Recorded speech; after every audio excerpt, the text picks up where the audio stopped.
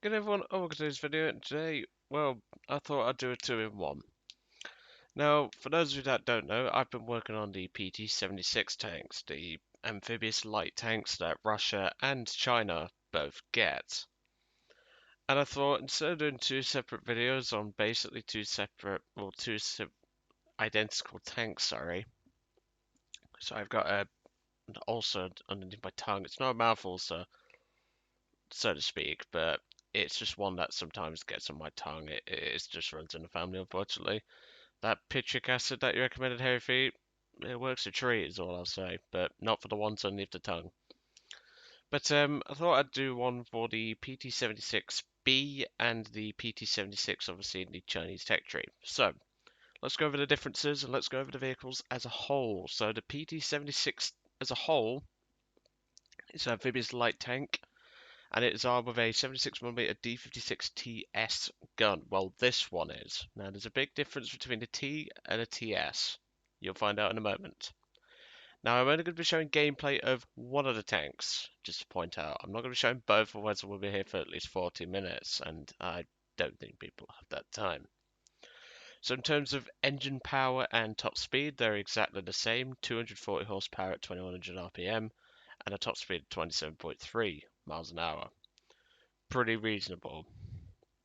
Crew of 3, so if you get hit in a turret, you're probably dead, because that's how I found it when it came to spading these vehicles. And armor is pretty poor, let's just say. Vertical guidance, -4, pretty pathetic, but it is Russian, and obviously the Chinese one's the same. 30 degrees of gun elevation on the Russian one, 31 on the Chinese version. The turret traverse on the PT-76B is higher, but the Chinese one also has a bit of a weak spot on its, shall we say, on its chassis, which I'm not sure if you could get rid of by using a teammate. So obviously cosmetic differences, there is a couple of headlights missing and a spotlight missing on the left hand or the right hand side of the vehicle. It's when you get to the back is when you notice something. These two jerry cans. Now, at first, these don't seem to be much of an inconvenience, but it's when you turn your turret towards the rear. Your gun then has to elevate to get over these. Now, I'm not sure if you can shoot these off with a teammate doing it, but if you want to try that, please do go ahead and let me know the results. Because, yeah, that's rather annoying in my opinion. So the Russian one, well, sorry, the Chinese one is missing a 5mm slot right here compared to the Russian one. And, well, as you can tell, D56T, we do not get the S. What does the S stand for? The S stands for basically stabilizer. Yeah, the Russian one gets a stabilizer, the Chinese one does not. And that makes a big bloody difference. Now, obviously, due to the light weight of the PT-76, you don't really tend to feel much in terms of difference, but having that permanently locked stabilizer when you're fighting M18s with Heat FS, obviously you firing Heat FS, not them, that'd be very concerning if they were firing Heat FS, they tend to be, shall we say, a bit of an annoyance. So, obviously there are a couple of other small differences, but to be honest, they're not really worth going over. It's just like cosmetic differences, such as this flap here. This doesn't extend on the Chinese one, the Russian one does, and actually counts as armor for the tank. But other than that, that's really all the differences between the vehicles, and obviously some of them are cosmetic, some of them are down to gameplay. And obviously with this thing not having a stabilizer, that's where the big differences lie. So obviously hull armor is pretty pathetic at 13mm at its maximum, 15mm on the turret, and 6 on the top. It is horrible when it comes to CAS aircraft. These things get ripped apart by CAS aircraft. So let's go over the stats of the vehicles, and obviously I'm going to go over the Chinese one first since we're right here. 27 deaths, 5 air kills, and 47 ground targets. Now, unfortunately, Gaijin in their infinite wisdom does not show us scouting, capture zones, and assists.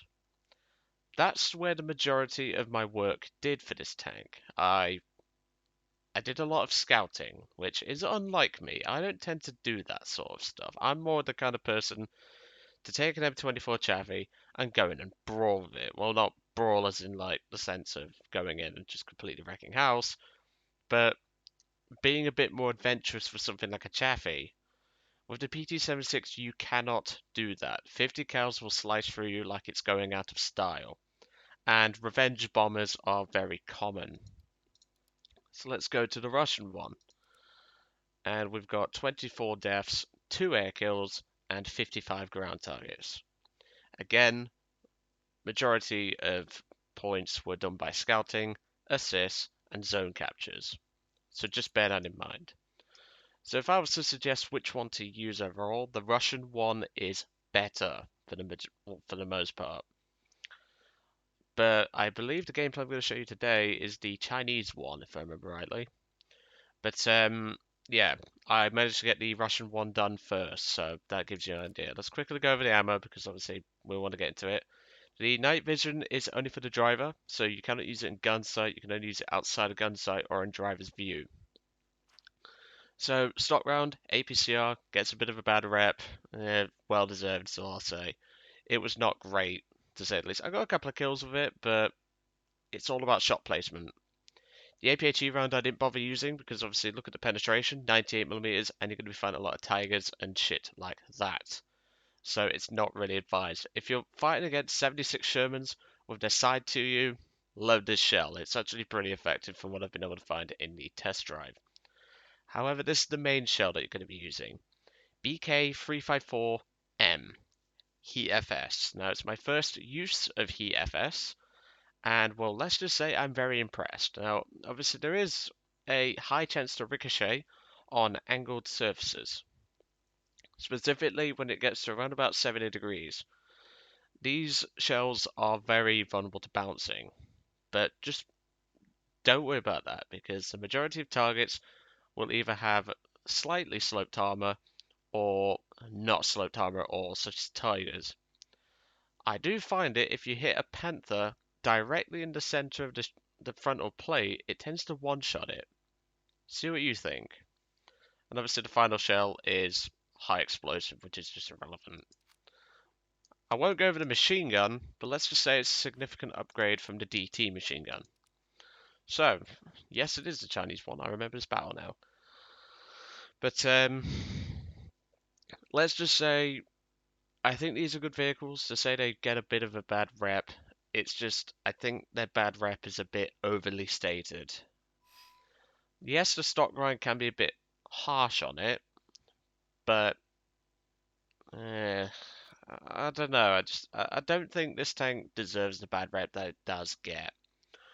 So, in this battle today, obviously we're in the Chinese one, and the reason why I chose this battle is because I knew it'd be blabbering a lot, and, well, this gets a good bit of action, but also features a death right at the fucking end. So one module I forgot to go over was the Ess System, which is this down here. Essentially the way that works is, you basically have your catalytic, well, I think it's your exhaust manifold or your catalytic converter, one or two.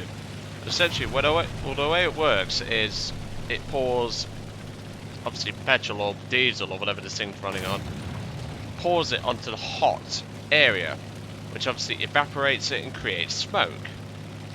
That's how you use the ESS. So you get about 15 to 20 seconds of ESS usage, then you got about a minute cooldown.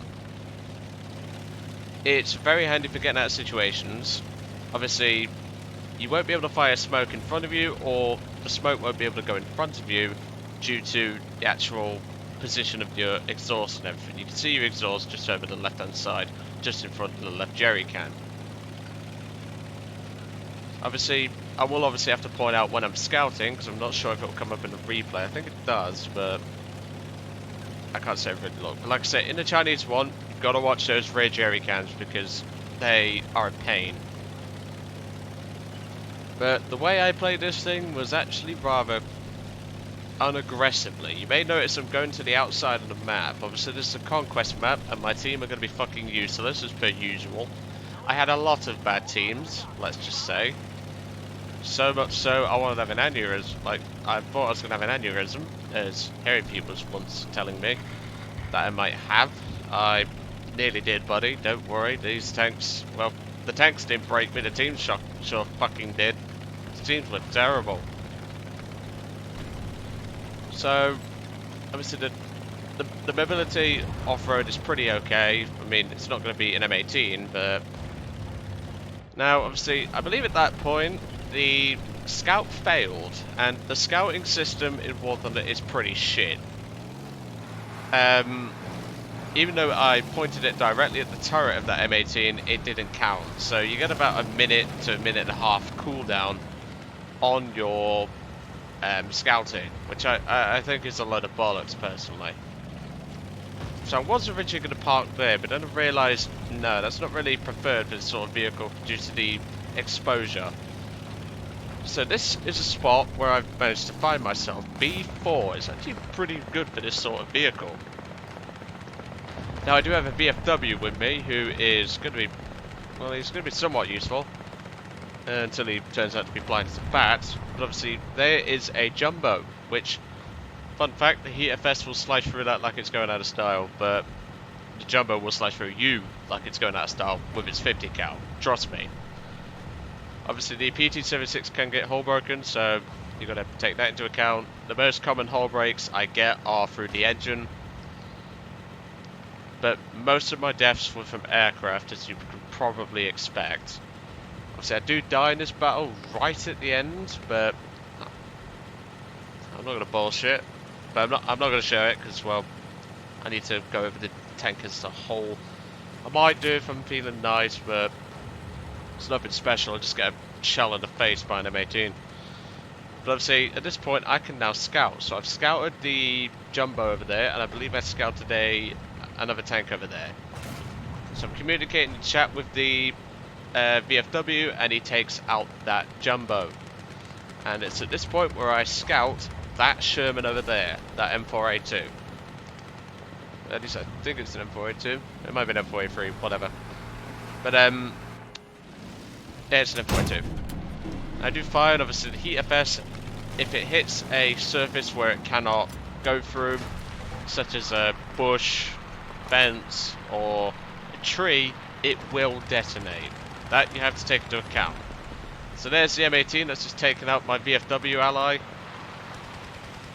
Unfortunately, I couldn't get the scout off in time because you do get a bit of delay with the scouting and all that.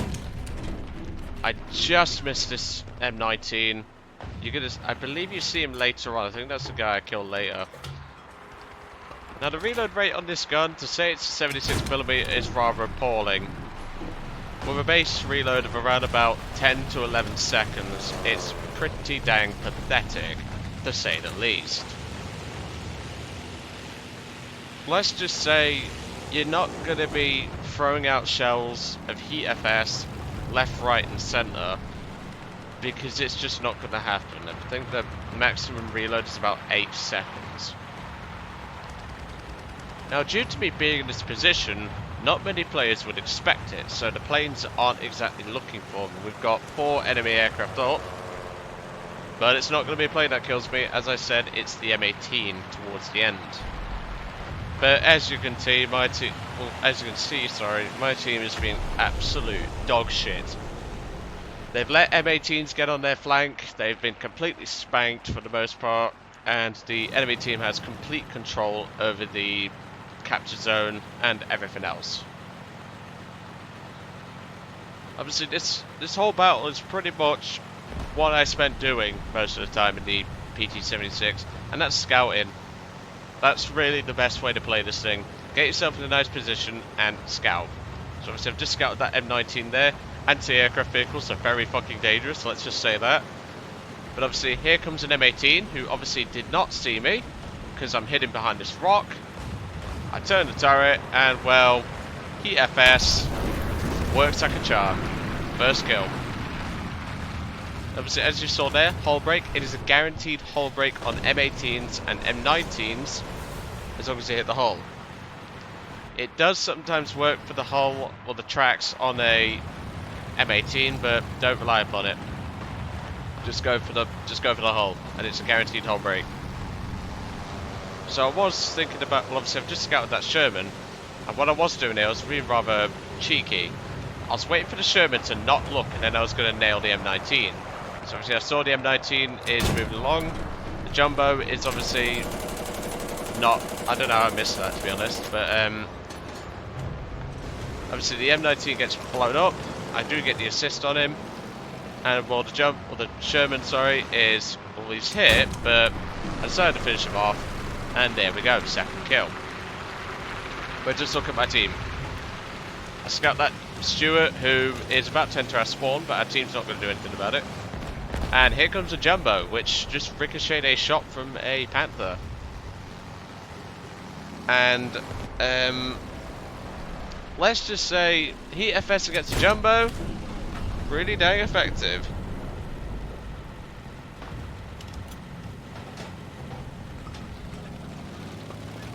So yeah, let's just say it's got a lot of punch behind it.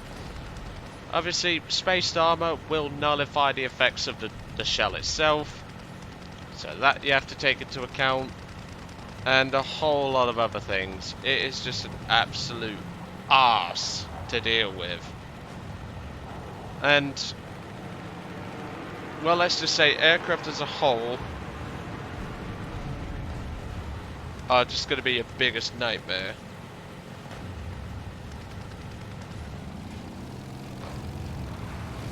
Obviously, we're now nearing towards the end of my PT-76 life. I think it's that M18 over there that actually kills me, if I remember rightly. Obviously, I'll go for the shot, 4th kill, and well, sod it, there's only 30 seconds left, so you might as well see my head get blown off. I mean, you're not missing much. But, because I'm feeling generous, you can see my head get blown off for what felt like the 40th time in this tank. Most of which my aircraft has already reiterated. I think I go for this shot at this Bulldog, and I hit it, but the M18 knows where I am. I try getting it behind, but the M18 knew exactly where to shoot, even though he was a level 20 odd. I've always said that level morons, shall we say, are, well, let's just say they get a bit of better luck than what experienced players do. That's what I find anyway. But that's a story for a whole other day. So, PT-76 as a whole, yeah, they're pretty alright tanks. Just, those aircraft are going to be your bane. The best advice is to, if there's a lot of aircraft around, try to not fire your main gun. That way you're less likely of getting spotted by an aircraft. That's the best advice I can give you. And, well, in case anyone's curious, and obviously I didn't cover it today all that much, well, at all till now, the amphibious capabilities of the tank are pretty reasonable, and the MG is certainly an upgrade because obviously it's a much higher fire rate. But the amphibious capabilities, I found them to be more, shall we say, usable when it came to hiding on maps with water in them. Why do I say hiding? Blame the user's teams.